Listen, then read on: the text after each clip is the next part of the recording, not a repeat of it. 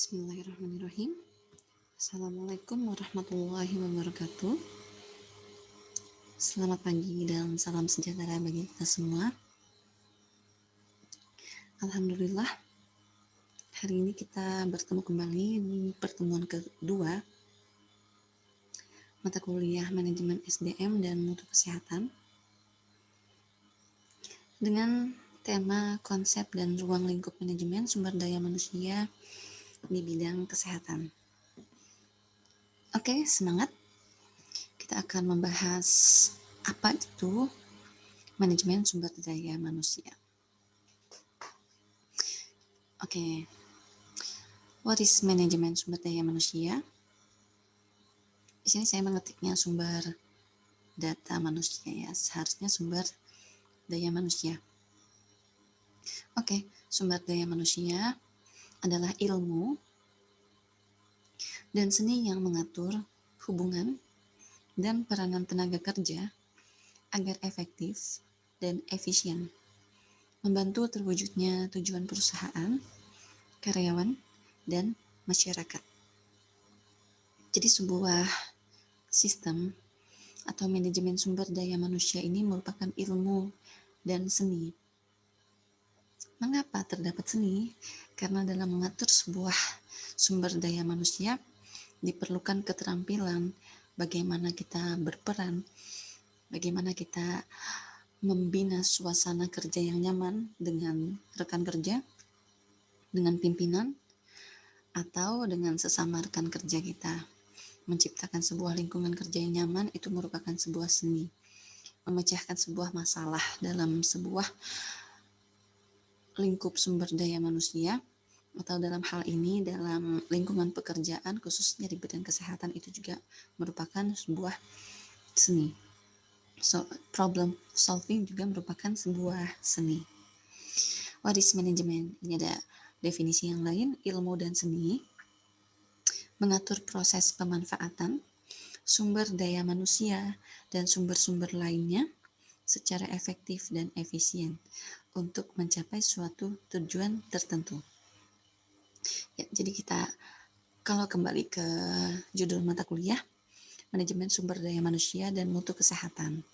Langsung kita fokuskan segala topiknya ke bidang kesehatan. Untuk manajemen sumber daya manusia, tentunya kita akan berbicara tentang tenaga kesehatan. Dan instansinya adalah instansi-instansi kesehatan. Tujuannya tentunya untuk meningkatkan derajat kesehatan masyarakat. Apapun instansi kesehatannya, pasti semuanya bertujuan untuk meningkatkan kesehatan, khususnya kesehatan masyarakat. Kemudian, apa itu manajemen? Ya, jadi manajemen ini terdiri dari 6 komponen utama. Yang pertama ada man, yang kedua money, yang ketiga materials, yang keempat method, yang kelima machine, dan yang keenam market. Apa yang dimaksud dengan man? Man ini adalah sumber dayanya, baik laki-laki maupun perempuan. Kemudian money, ini adalah money yang kita tahu adalah uang, namun money yang di sini dimaksudkan adalah tidak hanya uang, tetapi segala sumber daya di luar manusia yang dapat membantu dan dapat menunjang terjadinya sebuah proses manajemen. Kemudian ada materials, method, machine, and market. Untuk materials, ini adalah bahan-bahan yang ada di dalam sebuah manajemen. Apa saja bahan-bahannya? Nah, untuk poin nomor 3, 4, dan 5, silahkan menjadi tugas pertama Anda untuk menjawab apa yang dimaksudkan materials, method, machine, and market di dalam sebuah manajemen. Silahkan setelah ini dijawab di kolom komentar pada slide ini ya, pada tampilan slide ini. Saya ingin melihat jawaban Anda masing-masing untuk materials, method, machine, and market di dalam manajemen. Kemudian menurut ahli, personal management is the planning, organizing, directing, and controlling of procurement, development, compensation, integration, maintenance, and separation of human resource to the end individual, organizational, and societal objective are accomplished. By Edwin B. Flippo.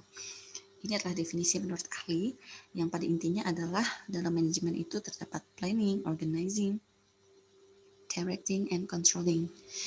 Dan semuanya harus accomplish atau semua bagian tersebut harus dilaksanakan secara lengkap. Nah, inilah fungsi-fungsi dari manajemen sumber daya manusia. Yang pertama ada planning, organizing, directing, controlling, procurement, development, compensation, integration, maintenance, kedisiplinan, dan pemberhentian atau separation. Yang pertama adalah planning. Mengapa harus ada perencanaan di awal sebuah memanage sumber daya manusia, khususnya di bidang kesehatan? Karena untuk mengawali sebuah program, segala sesuatunya harus dipersiapkan secara matang, baik dari tahapan perencanaan sampai tahapan evaluasi. Saat dari akan dimulai program tersebut, bagaimana caranya, bagaimana teknisnya, hingga pada program tersebut berakhir. Semuanya akan dimasukkan di dalam tahapan planning. Kemudian organizing. Segala sesuatu harus diorganize, harus diatur, siapa yang melaksanakan, siapa yang akan memimpin, siapa yang akan bertanggung jawab dalam sebuah sumber daya manusia di bidang kesehatan. Directing, atau kita dapat mengarahkan tenaga kesehatan mana saja yang akan bekerja, tenaga kesehatan mana saja yang akan melakukan sebuah promosi kesehatan, tenaga kesehatan mana saja yang akan melakukan sebuah tindakan medis, dan lain-lain. Kemudian controlling. Jadi segala sesuatu yang terkait dengan manajemen sumber daya manusia harus dilakukan sebuah tahapan pengontrolan. Controlling ini bersifat wajib karena dalam tahapan kontrol kita dapat melihat apakah program yang berjalan sudah sesuai dengan planning atau perencanaan di awal, sudah terorganisasi dengan baik, dan apakah sudah diarahkan dengan baik. Jika terdapat sesuatu yang tidak sesuai dengan perencanaan, maka kita dapat mengembalikannya sesuai dengan perencanaan tersebut jika memang dampaknya baik. Kemudian ada pengadaan. Development adalah sebuah pengembangan. Jadi dalam sebuah program kita butuh untuk melakukan sebuah pengembangan atau inovasi agar sebuah program tersebut dapat berjalan dan berkembang lebih baik sehingga tujuan yang dicapai pun dapat lebih meningkat. Compensation. Di sini sebelum compensation saya akan menambahkan sedikit lagi tentang development. Untuk development, khususnya di bidang sumber daya manusia, bidang kesehatan juga harus mengembangkan pengembangan sumber daya manusia di bidang kesehatan, baik dari segi kelengkapan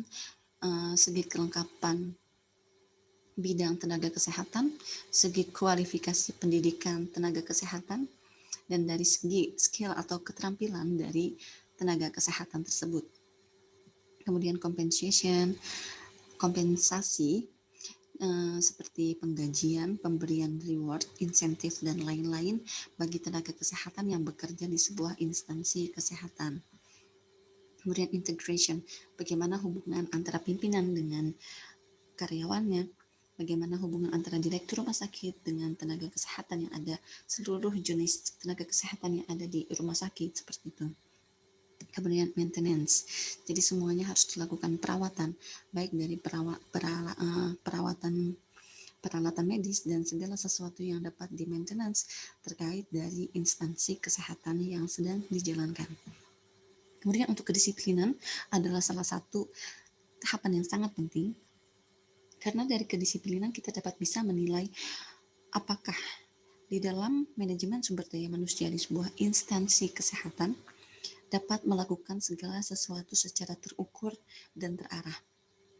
Terukur, contohnya untuk bekerja, biasanya misalnya tenaga kesehatan diwajibkan untuk datang tepat waktu atau minimal sebelum jam tersebut. Misalnya datang awal bekerja jam 8 pagi dan selesai bekerja jam 4 sore.